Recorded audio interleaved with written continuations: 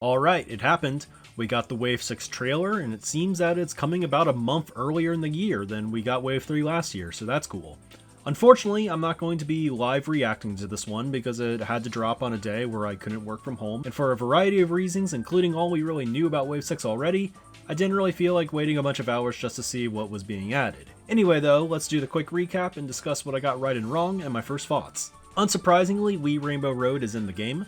I've been consistent on this for months now, and despite all the comments speculating that it might be something else or that it might be over because of Daisy Circuit or Moonview Highway, I'm glad to say one final time that it was always an insane take to believe that it wasn't coming. This track definitely killed it as the trailer feature. I've always really liked Wii Rainbow Road's music, and the second half of it gave me the nostalgia overload I was expecting. It looks great, and as long as the half pipes are functional, and I expect that they will be since they're required to complete laps, this should be a great addition. I'm expecting it to be my favorite Rainbow Road in the entire game, and perhaps even my favorite Wii track in the game too. The jury's out for that one. And for the record, if there were any more doubts about them catering to the Wii fans, I can officially say I was cooking now. They know the Wii fans love shortcuts, and tell me one other time they've showed off a shroomless cut in a trailer before. I'll wait. Of course, also on the menu was GCN DK Mountain, the winner of the GCN Jungle Sweepstakes. It definitely felt like it was the favorite the whole time, especially with all the Wii tracks in the game already, and as someone whose favorite Mario Kart Wii track was 64 Bowser's Castle, I am devastated that they chose every track in the Lightning Cup to return except it. I'm not a big fan of DK Mountain, but I'll be cautiously optimistic here. I like that the ramps in the open downhill section are much smaller now, and I believe that's going to make the track feel faster. I just really hope that the ending cut and bridge aren't degenerate because I did not really like how they worked in Mario Kart Wii. It's been a meme for a while now that the mountain looked like my Mii in Mario Kart Tour, and it has been my Discord server icon as such. I'm not sure what to think of the fiery glow now, but I guess it's just me being mad that Dino Dino Jungle and Airship Fortress did not get in instead. Now of course, the teaser showed off that Daisy Circuit would be in, so that's not a big surprise to see it here. 8 Wii Nitros in the booster pass alone is crazy, and the mystery course ending up being another Wii track was crazy as mentioned in the last video on the topic. Well, at least I thought this was the mystery course. When Daisy Circuit was the teaser track, at first glance it seemed like a speculation killer because we expected one mystery, but I made a video shortly after claiming that Nintendo was probably trolling us, and this is because they hate being predictable. As a short note, why is Daisy Circuit the third track in the cup with DK Mountain being second? This doesn't follow our pre-established rules, but like I mentioned, the only pattern with Nintendo is that they will break every pattern. But in this video, I said to expect one more major surprise. And my predicted surprise was that SNES Bowser Castle 3 would be replaced with GBA Bowser Castle 4, and that was not the case. SNES BC3 is back, and I love what I heard out of the soundtrack so far as a big Super Mario World fan, and can't wait to hear the full version. SNES-styled sound effects mixed in with heavy metal, well, that's a very cool combination. This is the first and probably last time I'll be excited for an SMK track remake. An SNES BC was so overdue, and the game desperately needed another Bowser Castle level, so it's a slam dunk fit in my book. While I was wrong about this crazy prediction, I was not wrong on the fact that there would be one more major surprise. This came in the form of Rosalina's Ice World, a track that absolutely nobody seemed to predict. Well, except for myself. Slot 2 of the last cup just felt like such a fit to me since they moved Vancouver to Wave 5, what can I say? This track seemed to add a ramp at the end, and I'll be curious to see if they leave the intro shortcut in from Mario Kart 7. I really hated that shortcut since it was so claustrophobic and bumpy at the beginning of a race, but considering they already showed off a shroomless shortcut in the trailer, I think it might be here to stay. Admittedly, I did not think this track was coming after the Daisy Circuit reveal.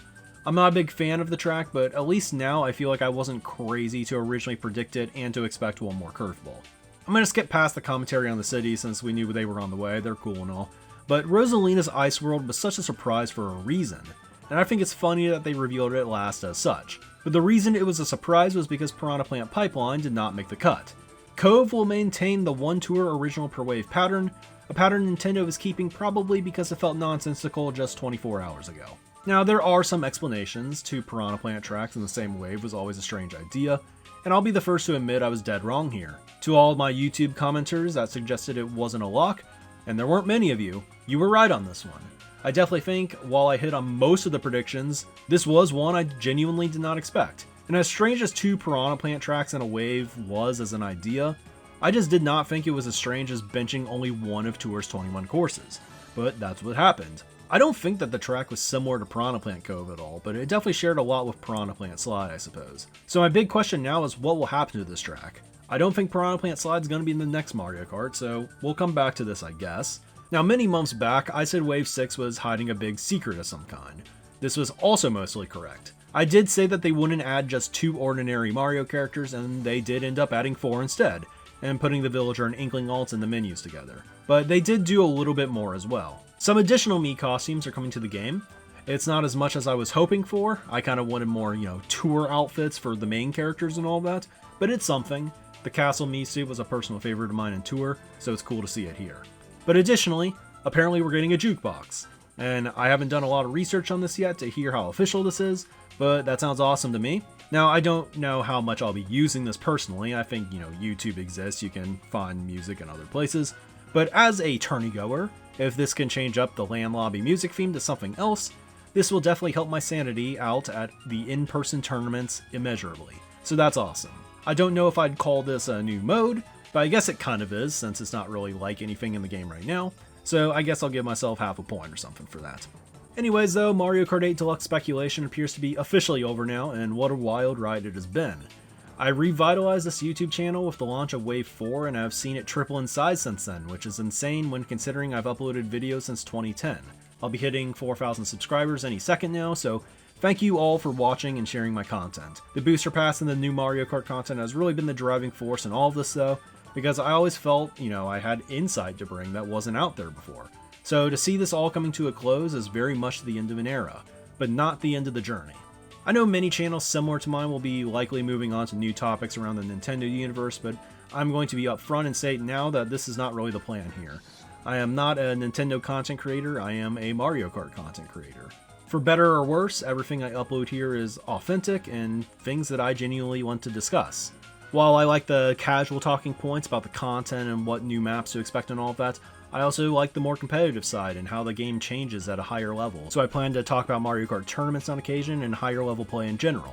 I'll not be looking for any additional current events just to try to keep relevancy numbers up, but with that said, there's still plenty of stuff in the future to talk about here, including discussion on the future of the Mario Kart series in the next game, especially with a rumored new console in the works. Considering Piranha Plant Pipeline got left out to dry, we already have a talking point for the next game. I have to wonder if it will be part of Nintendo's plans moving forward with the series, or if perhaps sadly, and maybe even poetically, it will follow in the footsteps of the course that inspired it by becoming Mario Kart Tour's lost relic.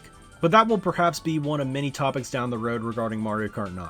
I still plan to cover Deluxe a little bit too in the coming months. Also on the menu for me will be an all Mario Kart game speedrun by the end of the year, as well as a heavily fought out Mario Kart game tier list since I've actually been playing all of them again. Not sure when that's going to come out, but I'm expecting it will at some point in the future. Also for the record, other games might be explored if I have something to say on them. I did end up playing Super Mario Bros. Wonder recently and had some thoughts to share about that. The video's kind of been delayed on that, but perhaps that will be the next one. The 1,000-Year Door video has been one of the most successful videos of mine recently, but again, I'm only going to make these videos if I feel like I have something to contribute to a conversation, or have the ability to create a new conversation to begin with. So if all of this sounds exciting to you, a subscription is always appreciated, but for now, that's all I have to share. Enjoy Wave 6, everyone.